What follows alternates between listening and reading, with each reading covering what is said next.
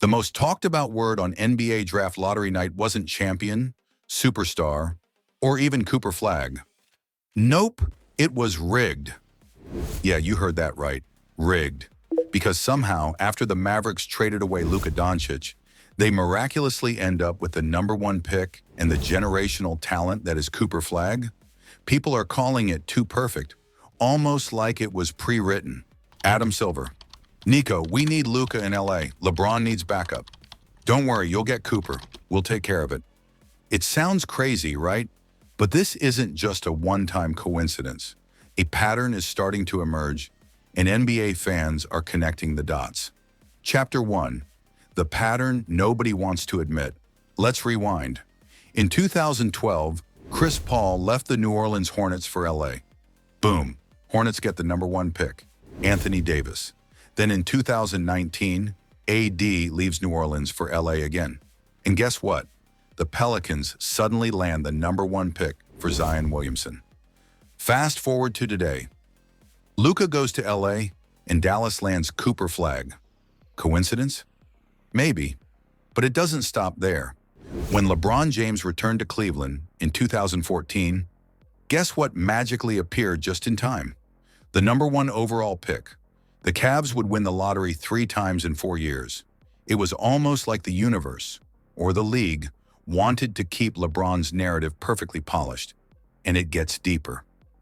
Even LeBron himself has joked, half seriously, that the draft was rigged to keep him in his hometown of Cleveland. When Cleveland won the #1 pick in 2003, right when the King was entering the league, it was a little too convenient. LeBron, I just don't think that was a coincidence. Chapter 2. When does coincidence become suspicion? Sure, not everyone buys into the rigged idea.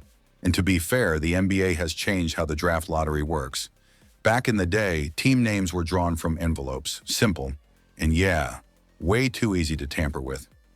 Remember the infamous frozen envelope theory for Patrick Ewing to the Knicks?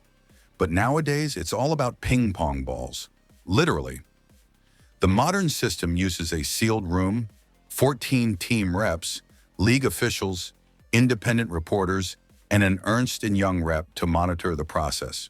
14 balls, 1,001 possible combinations, and each team is assigned a set based on their odds. Sounds bulletproof, right? Maybe. But the drama this year still has people raising eyebrows. Chapter 3. The Mavericks Wild Ride. Let's talk about Dallas. After trading Luka, the Mavericks were expected to tank, but no one predicted just how badly things would go. Injuries piled up. Kyrie Irving's Achilles. Anthony Davis, hurt again. They missed the playoffs entirely. That's how they even qualified for a lottery pick. Going into the draft, they had a 1.8% chance of winning the #1 spot, and they did it. They became the 4th luckiest team in NBA history by jumping 10 spots to claim the top pick. That's astronomical odds, and that pick turned into Cooper Flagg, one of the most hyped prospects in years. So in summary, Luka out, Cooper in. Too smooth? That's the question fans can't stop asking. Chapter 4. What the numbers say. But let's zoom out. Last year, the Atlanta Hawks jumped from 10th to 1st. Nobody screamed conspiracy then. This year, San Antonio climbed from 8th to 2nd. Philadelphia jumped from 5th to 3rd. On the flip side, some teams had terrible luck. The Wizards and Jazz both dropped 4 spots, landing outside the top 3. The Pistons? They've now fallen in the draft 3 straight years. The lottery is chaos. Winners rise, losers fall. But every now and then, a lucky break just feels a little too well-timed. Chapter 5. What happens next in Dallas? So what now? With Cooper Flagg in the picture, the Mavericks are at a crossroads.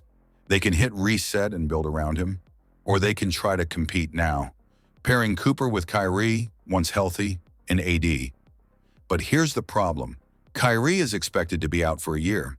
That means Dallas needs a reliable point guard now if they want to contend. And Cooper? He's not your typical #1 pick. He's not all flash and scoring. His game is efficient, versatile, and smart. Think less instant superstar, more two-way cornerstone. He averages 4.2 assists as a forward. That's legit. And defensively, he's already elite. Flagg can protect the rim, cover the perimeter, and pressure ball handlers full court. You name it. The Mavericks front court, AD, Lively, Gafford, already has the size. Adding Flagg gives them a defensive identity that could rival any in the league. Imagine Flagg hounding Zach LaVine on the perimeter, while AD lurks under the basket. Scoring on Dallas might become a nightmare. Chapter 6. Cooper's offensive game. Underrated, but growing offensively, Flagg's game is raw, but promising. He attacks in straight lines with a strong first step, can drive off the catch or the dribble, and is surprisingly physical for an 18-year-old. He finishes through contact, uses both hands, and plays off 2 feet, traits that usually take years to develop. He's already using his shooting threat to open up drives. One move? Lifting his eyes to fake a shot, then slicing through the defense off the bounce. Smart stuff. And the playmaking? That's what really pops. Watch him go middle, manipulate defenders with his eyes, and drop a dime for a lob at the rim. He's already seeing the floor like a veteran, but he's still 18, and expecting him to carry a broken-down Mavericks roster? That's a tall order. Chapter 7. The Spurs make their move. Meanwhile, down in San Antonio, the Spurs got insanely lucky too.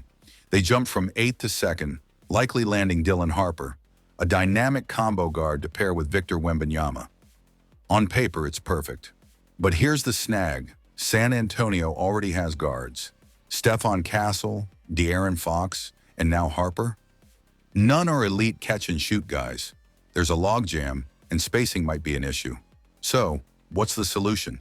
Maybe the Spurs make a massive trade, and all eyes are turning to Milwaukee. Chapter 8.